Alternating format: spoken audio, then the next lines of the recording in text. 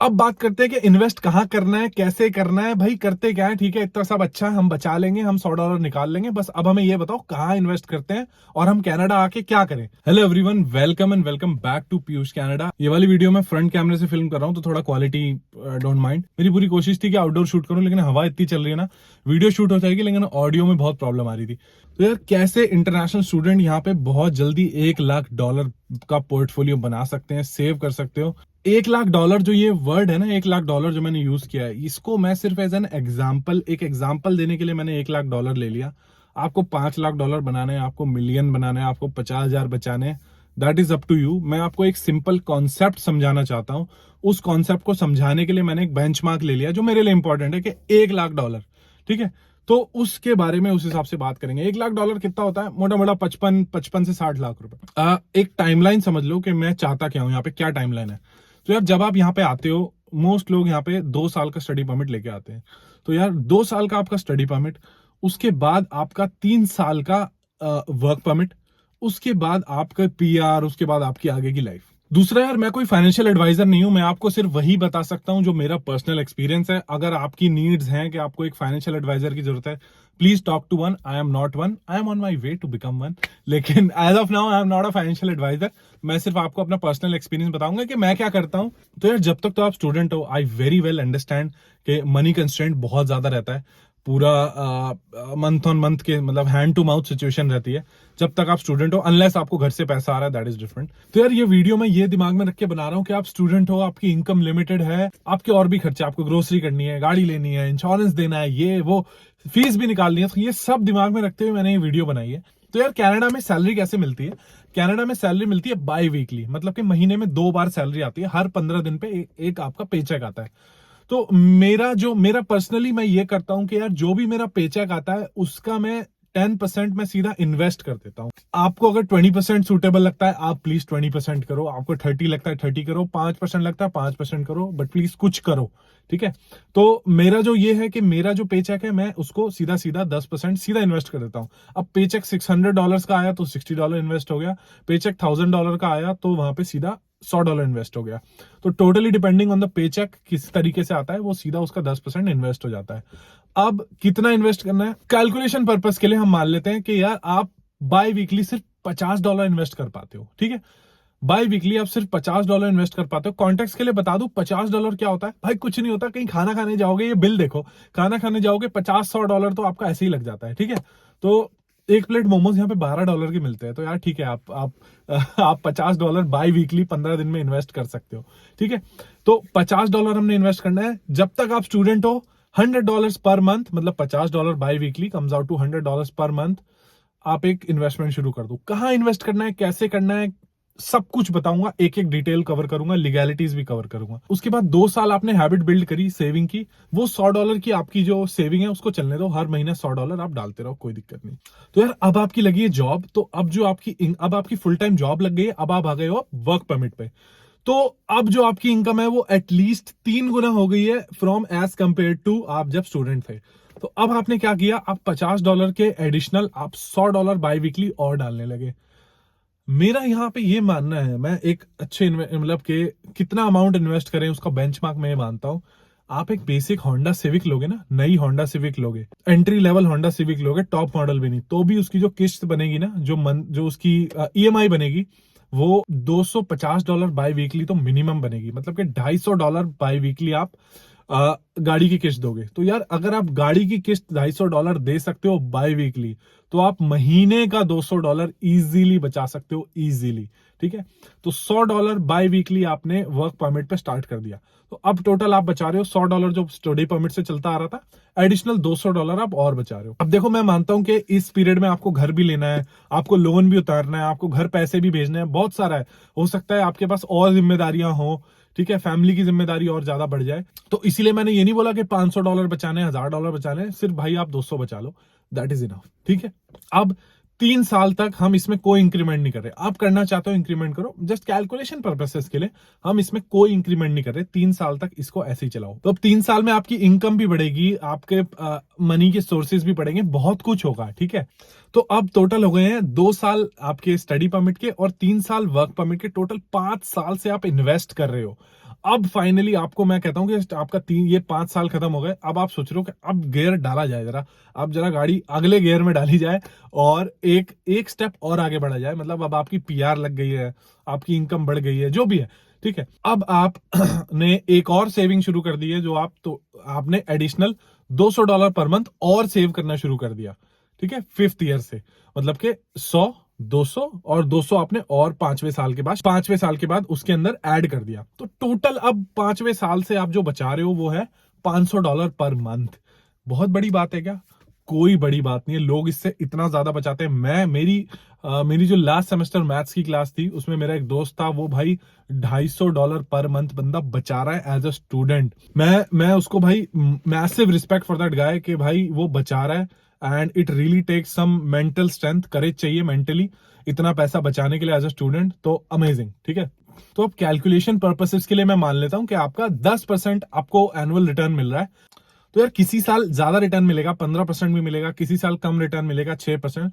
मैं एवरेज मान लेता हूं कि भाई 10% एवरेज आपको रिटर्न मिल रहा है over the course of this investment. जो भी आपको रिटर्न मिल रहा है उसका मैंने यहाँ पे आपको मैथमेटिक्स करके दिखा दिया है, ये है।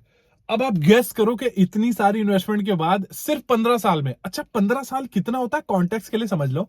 अगर कोई 12th के बाद बच्चा आता है 20 साल में, 21 साल की उम्र में यहाँ पे आता है कनाडा, पढ़ाई करता है, वर्क परमिट पे आता है और पीआर ले लेता है सिर्फ 35 साल की उम्र में। और भाई 35 साल क्या होता है? कुछ नहीं होता। 35 साल की उम्र कुछ नहीं होता। मैं जानता हूं लोगों को जो 40-40 साल के हैं और अच्छी जॉब कर रहे हैं, लेकिन उनके पास सेविंग के नाम पे कुछ भी नहीं है, कुछ भी नहीं, खाली हाथ।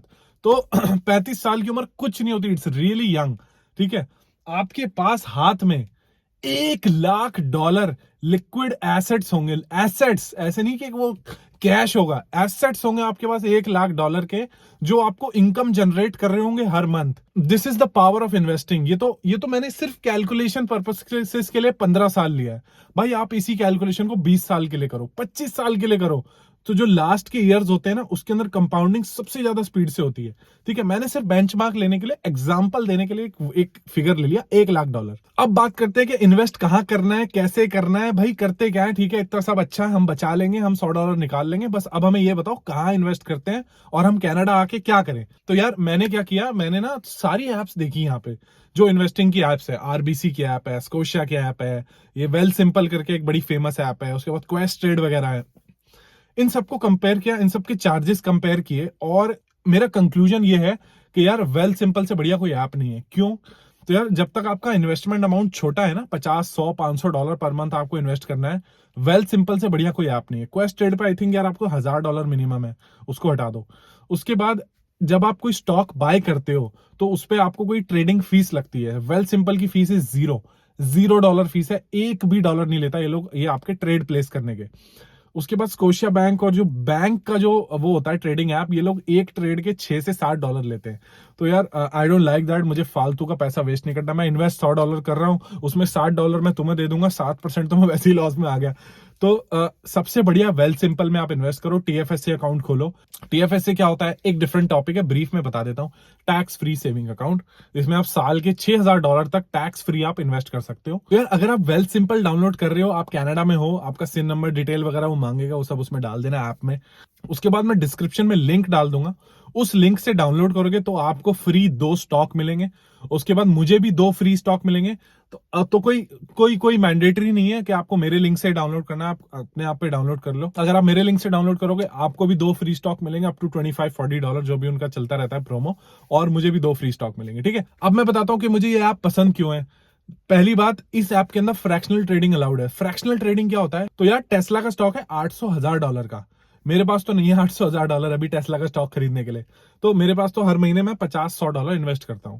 तो $50 से टेस्ला के $800 के स्टॉक का एक छोटा सा आप $50 का फ्रैक्शनल, एक उसका फ्रैक्शन खरीद सकते हो, ठीक है। जरूरी नहीं है पूरा स्टॉक खरीदना। अब जैसे कोई इंडेक्स फंड है, जैसे कि वीएफवी है, अप्रोक्सीमेटली $100 का, 90 से $100 का है। एक बार में नहीं खरीदा मैंने उसको, $45 एक बार दिए, $50 अगले पेचेक में दिए, तो तब जाके मेरे पास एक वीएफवी आ गया, ठीक है। तो इससे आप बड़ी बड़ी कंपनीज के स्टॉक्स खरीद सकते हो। By the way, this is not a sponsored video, कोई स्पॉन्सर्ड वीडियो नहीं है भाई, जस्ट जनरल नॉलेज के लिए बना रहा हूं कि यहाँ पे आके आप इधर उधर फालतू पैसा खर्च करोगे, उससे बढ़िया यहाँ बनाओ, आपका अपना पोर्टफोलियो बनाओ, जिससे आपको डिविडेंड भी आएगा, ग्रोथ भी होगी, फ्यूचर में भी काम आएगा, बहुत कुछ हो सकता है। अब कहाँ इन्वेस्ट करना है, तो यार ये देखो, ये क्या है, S&P 500। मैं जानता हूं आप में से बहुत लोगों को पता होगा S&P 500 क्या होता है। यार हर कंट्री के ना एक स्टॉक मार्केट होता है, ठीक है। इंडिया में जैसे निफ्टी, सेंसेक्स आपने सुना होगा, तो यूएस का जो मार्केट है दैट इज S&P 500। अब ये S&P 500 क्या है, S&P ऑर्ग है जो मेंटेन करती है, जैसे यूएस में 10,000 कंपनीज है, तो उस 10,000 में से टॉप 500 जो कंपनीज पब्लिकली ट्रेड हो रही है उसका एक इंडेक्स मेंटेन करती है, ठीक है। जो कंपनी अच्छा परफॉर्म करती है उसको टॉप 500 में रख लेते हैं, जो उनके क्राइटेरिया से टॉप 500 के लायक नहीं रहती उसको लात मार के बाहर निकाल देते हैं। तो यार ये मुझे बहुत ही बढ़िया लगता है कि जब भी आप S&P 500 देख रहे हो, आप यूएस की टॉप 500 बेस्ट कंपनीज को देख रहे हो। इसके अंदर एप्पल, गूगल, टेस्ला, ये सब जैसी बड़ी अच्छी कंपनीज S&P 500 के अंदर रहती हैं। एंड मतलब बहुत ही सिंपल है कि भाई जो परफॉर्म करेगा वो S&P 500 के अंदर है, जो नहीं करेगा उसको हम आउट कर देंगे, लात मार के बाहर निकाल देंगे। उसके बाद कनाडा का जो मार्केट है TSX, वो भी है। अब मैं कहां इन्वेस्ट करता हूं again, this is not financial advice, मैं सिर्फ बता रहा हूं कि मैं क्या करता हूं। प्लीज ब्लाइंडली कॉपी मत करना, अपने इन्वेस्टमेंट नीड्स, अपने प्लान उसको समझ के, अपना लॉजिक लगा के फिर इन्वेस्ट कर। तो यार मैं हूं रिस्क अवर्स इंसान। रिस्क अवर्स क्या होता है कि रिस्क अवर्स होता है जिसको ज्यादा रिस्क नहीं पसंद। मुझे नहीं चाहिए 1000%, 100%, 500% रिटर्न। मुझे नॉर्मल मेरा साल का 10-12% मिलता रहा है, मैं बहुत खुश हूं। तो यार एक कंपनी है वैनगार्ड। वैनगार्ड का एक फंड है, इसको कहते हैं S&P 500 ETF। ETF is exchange traded funds. आप इसके बारे में पढ़ सकते हो इसमें वीडियो में एक्सप्लेन करने का कोई फायदा नहीं है, it's a totally different topic in itself. तो यार मेरा मेजर जो मनी है that is invested into VFV। VFV क्या है, जो S&P 500 है उसको मिरर करने की ये फंड कोशिश करता है। मतलब S&P 500 में अगर मान लो 500 स्टॉक है, उसमें से कुछ % स्टॉक एप्पल का है, कुछ गूगल का है, कुछ टेस्ला का है, कुछ किसी बड़ी कंपनी का है, तो ये लोग भी उसको कॉपी करते रहते हैं। जो स्टॉक उससे बाहर हो जाता है ये उसको अपने पोर्टफोलियो से बाहर निकाल देते हैं, जो स्टॉक अंदर आता है उसको ये लोग अंदर कर लेते हैं, ठीक है। तो ये है ऐसे, ये है VFV अगेन। तो मेरे पोर्टफोलियो में VFV के थ्रू यूएस की टॉप 500 कंपनीज मेरे पोर्टफोलियो में है। हाउ गुड इज दैट, ठीक है। मुझे इंडिविजुअली कोई कंपनी मॉनिटर करने की जरूरत नहीं है, टॉप 500 कंपनी का मिला के एक फंड बन गया, वो मेरे अकाउंट में है। तो यार जैसे जैसे यूएस स्टॉक मार्केट ऊपर बढ़ेगा वो कंपनीज परफॉर्म करेंगी, एप्पल, गूगल, फेसबुक, ये सब कंपनीज अच्छा करेंगी, मेरे पोर्टफोलियो में पैसा बढ़ता रहेगा, ठीक है। हर पेचेक से मैं $50 का VFV बाय कर लेता हूं, तो मेरे पोर्टफोलियो का आई थिंक 30 to 40% तो VFV ही है। उसके बाद VFV का यूएस काउंटर पार्ट है VOO, सेम थिंग, एग्जैक्टली यही है, स्पाई भी वही है। तो ये सब है इंडेक्स फंड। उसके बाद एक और इंटरेस्टिंग मैं आपको इंडेक्स फंड दिखाता हूं। तो मेरे पोर्टफोलियो में ये वाला इंडेक्स फंड भी है VTI, it is a total stock market index. So instead of top 500 ये सारे स्टॉक को मिरर करता है कि जितने 3000 स्टॉक हैं स्टॉक मार्केट पे लिस्टेड, सबको ही खरीद लो, सबको ही खरीद के ये उसको मिरर करने की कोशिश करता है। तो यार ये भी मेरे पोर्टफोलियो में है, बहुत छोटा वैल्यू है लेकिन है। This is one of the index fund जो मैं खरीद के रखता हूं। उसके बाद बेसिकली मेरे पास ना पैसा बर्बाद करने के लिए पैसा नहीं है, तो मैं किसी भी नए स्टार्टअप में या किसी भी नए बिजनेस में इन्वेस्ट करने के लिए मेरे पास पैसा नहीं है। आई एम नॉट अ शार्क। मैं जो वेल एस्टैब्लिश्ड कंपनीज हैं जिन्होंने पिछले 15 साल, 20 साल, 10 साल में ये डेमोन्स्ट्रेट किया है कि उनके पास कैश फ्लो जनरेट करने की अच्छी एबिलिटी है, वो लोग पैसा बनाना जानते हैं। एप्पल, गूगल, माइक्रोसॉफ्ट, कॉस्को और ये सब जितनी भी बड़ी कंपनीज है, मैं इनके स्टॉक बाय करता हूं। मुझे कोई इंटरेस्ट नहीं है किसी स्टार्टअप में जो $0 से $1000 का हो जाएगा एक साल के अंदर। होगा वेरी गुड, जो होगा उसके लिए उसको congratulation. That is not the right investment strategy for me. जैसे मैंने स्टार्टिंग में बोला था, अपनी स्ट्रैटेजी फिगर आउट करो। मेरी स्ट्रैटेजी इज बड़ी कंपनी में इन्वेस्ट करो, खुश रहो, रिटर्न थोड़ा कम मिलेगा लेकिन जरूर मिलेगा। ऑफ कोर्स मैंने अपना पूरा पोर्टफोलियो इसके अंदर नहीं डिस्क्लोज किया, लेकिन मैंने आपको जिस्ट दे दिया है, मैंने आपको आइडिया दे दिया है किस आइडिया से मैं इन्वेस्ट करता हूं। तो आज खड़े होकर ऐसा लग रहा होगा कि यार इतने साल लगेंगे, ऐसा भाई टाइम ऐसे निकलेगा ना कि पता नहीं चलेगा। मैं इंडिया में भी इन्वेस्ट करता था, मैंने इंडिया में बहुत, मेरा इंडिया का पोर्टफोलियो बहुत बड़ा पोर्टफोलियो मेरे पास काइट में पड़ा हुआ है। तो वो मेरा पोर्टफोलियो एज इट इज है, उसको मैंने उसमें एडिशनल मनी डालना बंद कर दिया है। अब मैं कनाडा के स्टॉक्स में मनी डालता हूं क्योंकि मेरी इनकम यहाँ पे है। मैंने इंस्टाग्राम पे स्टोरी डाली थी कि मैं ये इन्वेस्टिंग वाली वीडियो बनाने वाला हूं। आप लोगों की कुछ सजेशंस हैं या कोई क्वेश्चंस है, आप मुझे भेज दो और मैं उसको कवर करूंगा। आई am genuinely shocked and impressed. उसके अंदर इतने अमेजिंग पॉइंट्स थे जो मैंने वीडियो बनाने से पहले नहीं सोचा था, कि मैंने सोचा ओ शिट, ये भी तो कवर कर सकते हैं, ये भी तो कवर कर सकते हैं। तो आई वांट टू से अ बिग थैंक यू जिन लोगों ने मुझे वो सजेशंस और क्वेश्चंस भेजे। आप लोगों की वजह से इस वीडियो में वो इंपॉर्टेंट पॉइंट्स कवर हो रहे हैं। अब बात करते हैं ऑप्शन ट्रेडिंग की। जिसको नहीं पता ऑप्शन ट्रेडिंग मत देखना, जिसको पता है मैं बता देता हूं कि कनाडा में एज एन इंटरनेशनल स्टूडेंट आप ऑप्शन ट्रेडिंग नहीं कर सकते। ऑप्शन ट्रेडिंग मतलब कि लेवरेज लेना, और आप लेवरेज लेके एज एन इंटरनेशनल स्टूडेंट नहीं कर सकते। लेवरेज लेना इन्वॉल्व्स अ क्रेडिट चेक, उसके बाद this is counted as a business. Please correct me if I am wrong, और जो भी आप मुझे हुएवर करेक्ट्स मी प्लीज उसके साथ एक लिंक जरूर अटैच कर देना कि यार हमने यहाँ पे ऑफिशियल सोर्स ये है, इस पे हमने पढ़ा था कि यार ऑप्शन ट्रेडिंग अलाउड है नहीं है। मेरे हिसाब, मेरी अंडरस्टैंडिंग के हिसाब से जो मैंने पढ़ा है, ऑप्शन ट्रेडिंग अलाउड नहीं है। फॉरवर्ड, फ्यूचर, डेरिवेटिव्स, इसके अंदर आप as an international student trade नहीं कर सकते। आप म्यूचुअल फंड बाय कर सकते हो, आप स्टॉक्स बाय कर सकते हो, ईटीएफ बाय कर सकते हो, लेकिन कुछ सिक्योरिटीज हैं जो आप नहीं बाय कर सकते। Keep it simple, stocks buy करो, म्यूचुअल फंड बाय करो, ईटीएफ्स बाय करो एंड जस्ट बी हैप्पी। जब वर्क परमिट पे आओगे दबा के ट्रेडिंग करना, खूब ऑप्शन ट्रेडिंग करना, कोई दिक्कत नहीं है, ठीक है। मैं इंडिया में ऑप्शन ट्रेडिंग करता था, मैंने यहाँ पे आके बंद कर दिया, मैं नहीं करता। एक तो मेरे पास टाइम नहीं है, और दूसरा that involves a lot of mental capacity जो अभी मेरी पढ़ाई करने में लगी हुई है। उसके बाद 2-3 बातें हैं जो मैं यहाँ पे मेंशन करना चाहूंगा। सबसे पहला, investing is not for the week hearted. Week hearted से मेरा क्या मतलब है? आपने एप्पल का स्टॉक खरीदा, आपने माइक्रोसॉफ्ट का स्टॉक खरीदा, आपने वीएफवी ये सब अच्छा अच्छा खरीद लिया। रशिया ने यूक्रेन को इन्वेड कर दिया, स्टॉक मार्केट गिर गया, 20-20% स्टॉक गिर गए। अच्छे से अच्छे स्टॉक 50-50% भी गिरे हुए हैं। फेसबुक का स्टॉक 30% गिरा हुआ है। ये सब देख के आपके तो भाई हाथ पैर ठंडे हो गए कि भाई मेरे तो $10,000 इन्वेस्टेड है, वो तो 30% गिर गया, वो तो मेरे पैसे। यार एक बात बताओ मुझे कि रशिया के यूक्रेन पे इन्वेड करने से क्या आपकी कंपनी में फंडामेंटली कुछ दिक्कत आई? क्या एप्पल का सीईओ का दिमाग खराब हो गया? क्या लोगों ने एप्पल प्रोडक्ट खरीदना बंद कर दिया, या लोगों ने गूगल सर्च करना बंद कर दिया? Share market is not the accurate representation of the economy. Please, बहुत बड़ा मिसकंसेप्शन है कि शेयर मार्केट अच्छा जा रहा है तो इकोनॉमी भी अच्छी जा रही है। नहीं, it is not like that. तो आप लॉन्ग टर्म इन्वेस्टर हो, ये सब होगा। कोविड पे हुआ था, जब कोविड पे इतना बड़ा डिप आया था। अभी ये रशिया यूक्रेन कॉन्फ्लिक्ट की वजह से बड़ा डिप आ रखा है। भाई यही dips are the moments to buy, जब आपको अच्छे अच्छे स्टॉक ना, बड़ी बड़ी कंपनीज के स्टॉक डिस्काउंट पे मिल रहे हैं, 30% डिस्काउंट पे मिल रहे हैं। यही this is the time to buy, ठीक है। मैं ज्यादा कॉम्प्लेक्स नहीं बनाना चाहता, लेकिन जो भी बंदा इन्वेस्ट कर रहा है, ये सब न्यूज इस सबको अपने दिमाग से निकाल दो, ठीक है। जो लॉन्ग टर्म के लिए इन्वेस्ट कर रहा है, यूज दीज ये सब इवेंट्स पे, use these events to accumulate. World events होने से आपकी कंपनी के, जो भी कंपनी आपके पोर्टफोलियो में, उसके फंडामेंटल चेंज नहीं हो जाएंगे। आपकी, मान लो आप मेरे इंडियन पोर्टफोलियो में अभी एचडीएफसी बैंक है, तो क्या ये यूक्रेन और फाइट से सबसे क्या मेरा एचडीएफसी बैंक बेकार हो गया? यार इन सिंपल टर्म्स, एक क्वार्टर या एक हाफ ईयर या कुछ भी एक खराब होने से आपकी अच्छी कंपनी के फंडामेंटल खराब नहीं हो जाते। Be patient, it's all gonna work out in the long run. I want to very specially mention के मेरी क्लास में या जितने भी मेरे फीमेल फ्रेंड्स हैं, मैं जिनसे इंटरेक्ट करता हूँ लड़कियों से, और जब मैं उनसे पूछता हूँ कि यार डू यू इन्वेस्ट, आप इन्वेस्ट करते हो? नहीं यार मैं नहीं करती, मेरे पापा देखते हैं, मेरा भाई देखता है, या मेरा हस्बैंड देखता है, मेरा बॉयफ्रेंड देखता है, मैं ये सब नहीं करती। I am genuinely disappointed by these answers कि आप क्यों नहीं करते।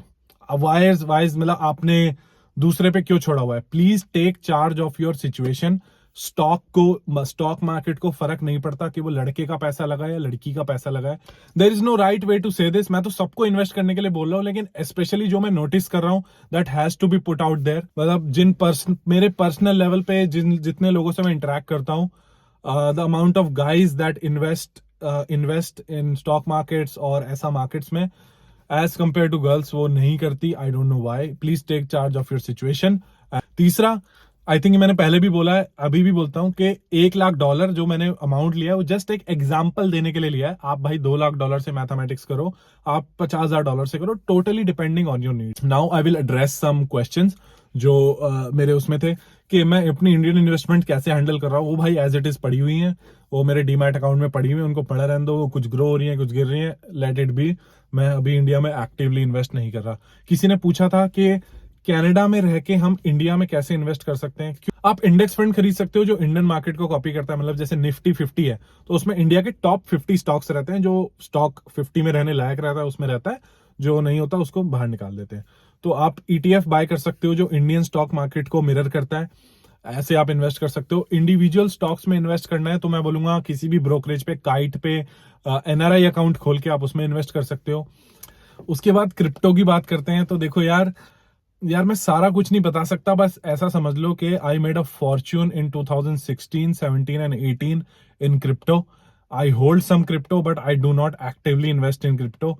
मैंने इनफैक्ट 2018 के बाद एक भी रुपया एडिशनल क्रिप्टो में नहीं डाला है। जो मेरे पास पड़ा हुआ है वो मेरे पास पड़ा हुआ है। कौन सा क्रिप्टो है, क्या है, छोड़ो वो सब। I am not the right guy to talk about crypto. Crypto बहुत अच्छा कॉन्सेप्ट है, आप जिसको समझ आता है वो प्लीज इन्वेस्ट करो। मेरा अलाइनमेंट, मेरा interest in more towards equities और स्टॉक मार्केट और index funds. It's just that the volatility of the crypto market is something that I do not personally feel comfortable trading in और investing in. It's just that. तो जो है वो अपना पड़ा हुआ है। अगर फ्यूचर में कभी कुछ बहुत बड़ा क्रैश होता है, ऐसा कुछ होता है, तो I will definitely accumulate crypto. But अभी मेरे पास जो लिमिटेड अमाउंट ऑफ मनी है, जब तक मैं स्टूडेंट हूं, मैं स्टॉक्स में ही इन्वेस्ट करता हूं और इस सब में इन्वेस्ट करता हूं। यार देखते देखते मुझे रियलाइज भी नहीं हुआ मेरा कनेडियन मार्केट्स का पोर्टफोलियो, मुझे अभी 6 महीने हुए आए हुए। मैं जुलाई में आता ना, तो जुलाई 6-7 महीने हुए हैं और इतने टाइम में मेरा कनेडियन मार्केट्स का पोर्टफोलियो 4 डिजिट पोर्टफोलियो बन गया है। तो यार I am very happy at this personal achievement. और देखते देखते पोर्टफोलियो 10,000, 20,000, $50,000 का हो जाएगा। तो यार प्लीज मुझे कमेंट करके जरूर बताना आपको ये वीडियो कैसी लगी। क्या आपको कुछ मोटिवेशन मिली है इन्वेस्ट करने के लिए? क्या जब आप कनाडा आओगे आप डे 1 से ही किसी भी ऐप में, वेल सिंपल या किसी भी ऐप में अकाउंट खोल के आप $50, $10, $20, $100 डालना स्टार्ट करोगे, नहीं करोगे? क्या आपकी सोच है, क्या आपके लॉन्ग टर्म प्लान्स है? मुझे प्लीज कमेंट्स में बताना। I love chatting with all of you. Thank you so much 20,000 subscribers करवाने के लिए। I love you all, we are just getting started. Thank you so much, bye bye, and I will see you in the next video.